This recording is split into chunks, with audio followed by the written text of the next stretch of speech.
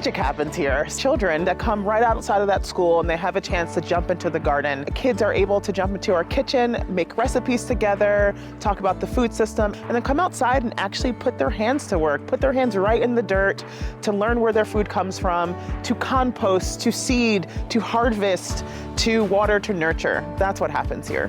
We were lucky to transform a parking lot into an organic edible garden with a kitchen classroom and a greenhouse for the kids.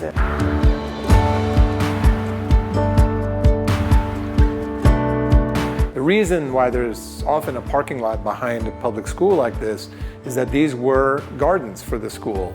And in the Depression, they used them to make food.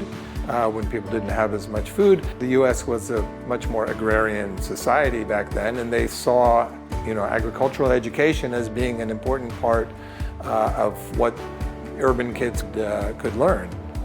What edible education does is layer food, cooking and growing food on top of existing curriculum. If you're studying math, you come into the kitchen, you talk about measurements. If you're studying science, obviously you're looking at fertilization of the plants and the soil and things like that. If you're studying history, they do things where they plant the same kinds of vegetables that Native Americans would have planted.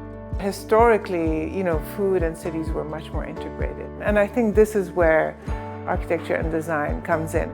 There is a communication aspect to it, that this is about being together in the city and defining what this together is.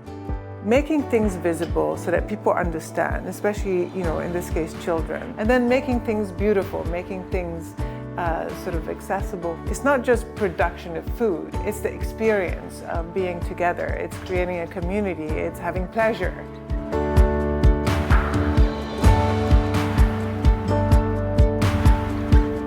We did about 2,000 lessons with our students, with about 1,800 extracurriculars, and that means having parents come out and do cooking nights. That means after school work. 97% of our students tried the foods that we cook. And last year we did about 1,300 food distributions, which means we're getting out recipe kits out to families where they have all the things they need to make something delicious at home, that their kids can advocate because they probably made it in the classroom already, as well as pantry bags that has some of the harvest from our gardens.